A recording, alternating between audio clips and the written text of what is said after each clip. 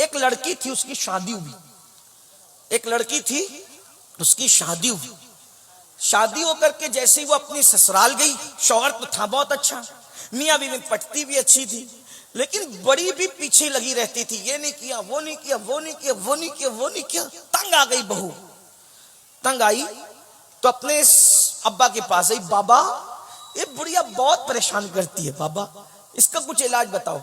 باپ شریف تھا، شریف باپ نے کہا بیٹا وہ تیرے شوہر کی ماں ہے، اگر وہ بک بک کرتی ہے تو تو اپنی ماں سمجھ کر اس کو برداشت کر۔ یہ اس دور کی بات ہے جب لوگ ماں کی بات بھی سنتے تھے، ابھی لوگ ماں کی نہیں سنتے تو ساس کی کیا سنیں؟ آج کی بچیاں تو ماں کی بھی نہیں سنتی، آج کے بچے تو ماں باپ کی نہیں سنتے۔ بہرحال تو وہ دور تھا، کہا بیٹی ماں سمجھ کے برداشت کر لے بیٹا، جانے دے۔ کہا نہیں میں واپس گھر آؤں گی۔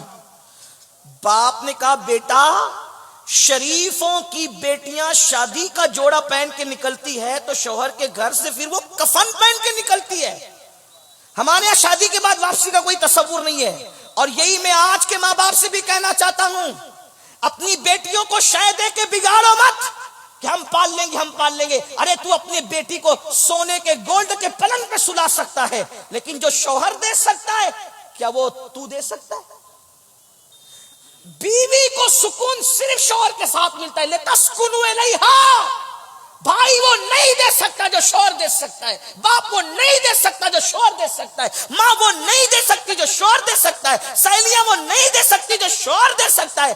شوہر کے پاس جو ہے وہ کسی اور کو دینے کے لیے جائز بھی نہیں ہے، وہ دے بھی نہیں سکتا۔ اس لیے قوم کی بیٹیوں سے کہتا ہوں، اگر اللہ نہ کرے زندگی میں کوئی ظالم شوہر مل جائے، نباہ کر لو، کر لو نباہ، کیونکہ ہمارے نبی نے فرمایا جو اپنے شوہر کے ظلم پہ صبر کر کے نباہ کرے گی، ایسی عورت کو اللہ حضرت آسیہ اور مریم کا ثواب عطا فرمائے۔ اور آپ سے بھی کہتا ہوں نا کہ اگر ظالم بیوی مل جائے، ہو بھی سکتا ہے، اگر مل جائے آپ بھی صبر کریں، موچوں پہ تاؤ دے کر طلاق کا پلان نہ کریں۔ طلاق مرد لوگ نہیں دیتے، نامرد دیتے ہیں۔ اگر مجھے نامردوں کی فہرست بنانے کی اجازت مل جاتی تو میں ان کے نام پہلے نمبر پہ رکھتا جنہوں نے بے قصور بیویوں کو طلاق دے دیا ہے۔ وہ مرد نہیں، وہ ظالم نامرد ہیں۔ مرد ہوتے تو نباہ کرتے، کیونکہ کہتے وہ اس قابل نہ تھی، تو کیا قابل ہے۔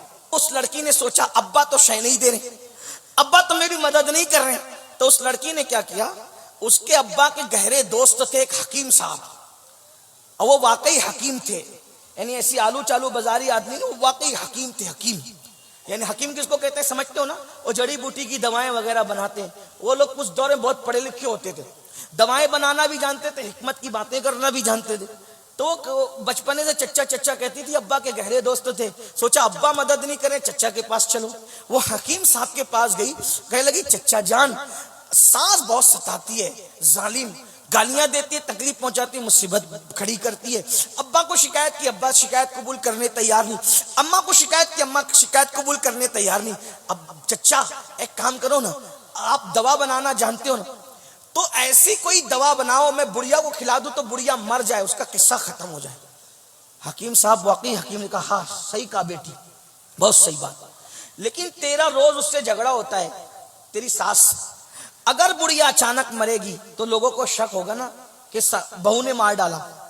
اپنے ایک آئیڈیا چلتے ہیں، کیا اس کو اچانک نہیں مارتے، 3 مہینے کے اندر مرے گی بڑھیا، لیکن اس کو ہم لوگ تھوڑا سا سلو پوائزن یعنی تھوڑا تھوڑا زہر روز دیں گے اس کو۔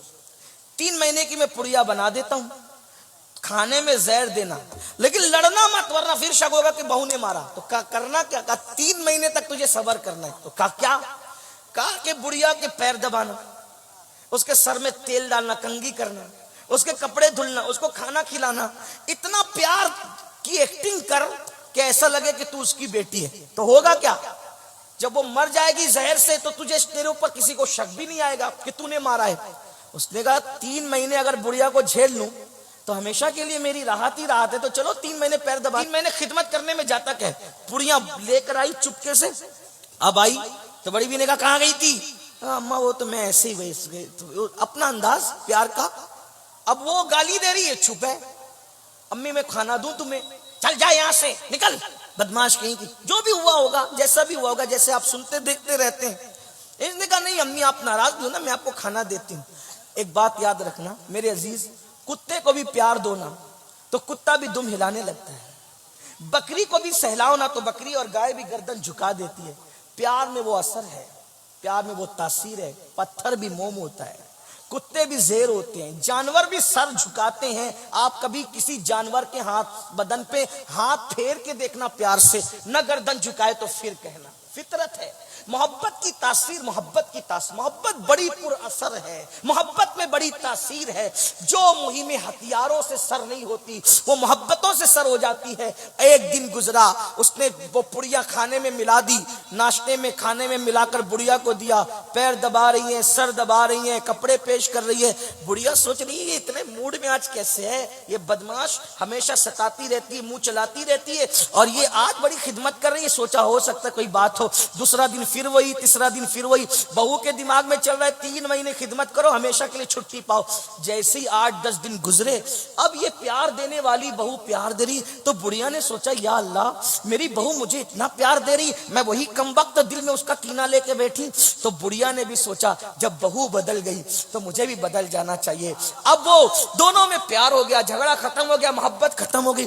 8-10 دن میں یہ ہوا تو بہو جو ہے وہ ساس کو ماں کی طرح لگنے لگی، اور ساس جو ہے وہ بہو جو ہے وہ ساس کو بیٹی کی طرح دکھنے لگی۔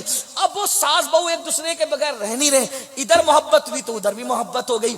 اب بیٹی بیٹی بیٹی کہہ کے پکارتی ہے، گھر کا ماحول بدل گیا، جھگڑا ختم ہو گیا، یہ ہو گیا وہ ہو گیا، یہ بھی اس کے بغیر نہیں، وہ بھی اس کے بغیر نہیں۔ اس کو اچانک خیال ہے ارے بڑھیا تو 3 مہینے بعد مر جائے گی، میری اتنی اچھی ساس 3 مہینے بعد مر جائے گی۔